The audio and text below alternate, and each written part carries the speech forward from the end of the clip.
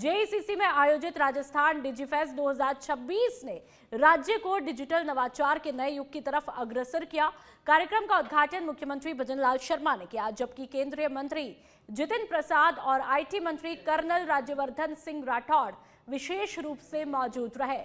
दो तस्वीरें आपके सामने। इस मौके पर राजस्थान AI/ML पॉलिसी 2026 का शुभारंभ भी किया गया, जिसका उद्देश्य प्रशासन, उद्योग और आमजन के जीवन में आर्टिफिशियल इंटेलिजेंस का प्रभावी उपयोग सुनिश्चित करना है।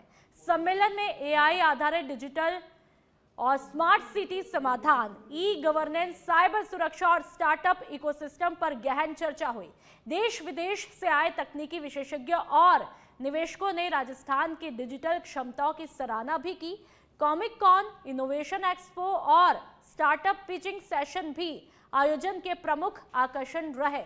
डिजिफेस्ट 2026 ने साफ किया कि राजस्थान तकनीक और नवाचार के क्षेत्र में राष्ट्रीय लेवल पर तेजी से आगे भी बढ़ रहा है। तो ये दो तस्वीरें डिजिफेस्ट की।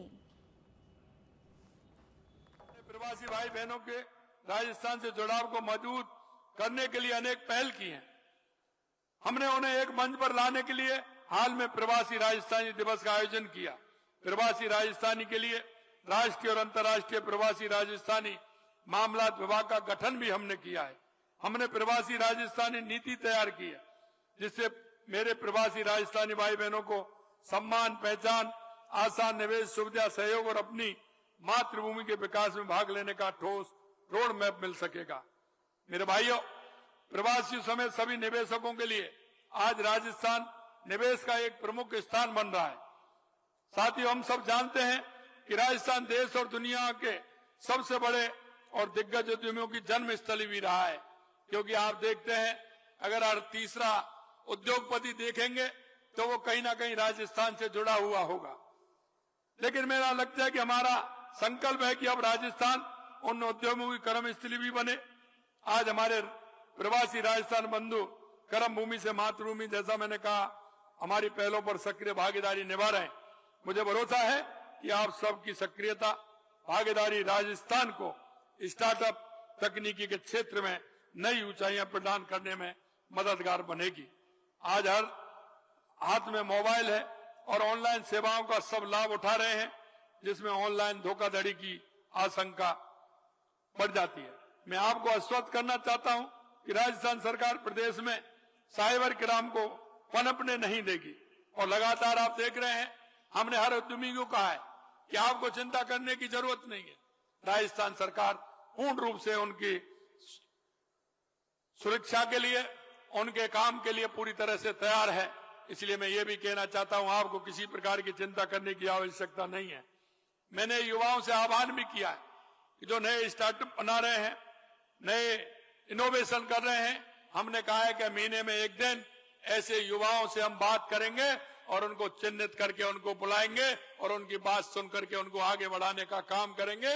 ये भी हम आने वाले समय में ये AI के क्षेत्र में भारत का जो विश्व पटल पे योगदान होगा और ये जो समिट हो रहा है, इम्पैक्ट समिट, इसमें क्या निष्कर्ष निकलेगा, इसमें देश और दुनिया की नजरें लगी हुई हैं। उसी के परिप्रेक्ष्य में आज मुझे राजस्थान में ये प्री समिट के इवेंट में आने का अवसर मिला है और आदरणीय मंत्री मुख्यमंत्री भजन लाल शर्मा जी भी उपस्थित थे और सूचना प्रौद्योगिकी मंत्री राज्यवर्धन राठौड़ जी, जो यहाँ भी मैं कह सकता हूँ बढ़िया डबल इंजन चल रहा है और सूचना प्रौद्योगिकी क्षेत्र में राजस्थान ने बहुत महत्वपूर्ण निर्णय भी लिए हैं और आज भी काफ़ी पोर्टल से लेके भामाशाह डेटा सेंटर से लेके जो कनेक्टिविटी ग्रामीण क्षेत्र तक है, ये दर्शाता है कि राजस्थान का युवा, यहाँ के स्टार्टअप्स को पूरा प्रोत्साहन केंद्र और राज्य सरकार दोनों जो डबल इंजन चल रहा है वो दे रही है और आने वाले समय में राजस्थान एक बहुत बड़ी भूमिका AI के क्षेत्र में जो भारत भी निभाएगा और राजस्थान उसमें एक बहुत बड़ा केंद्र बिंदु बन के उभरेगा, यही मेरा मानना था। आने वाले समय में ये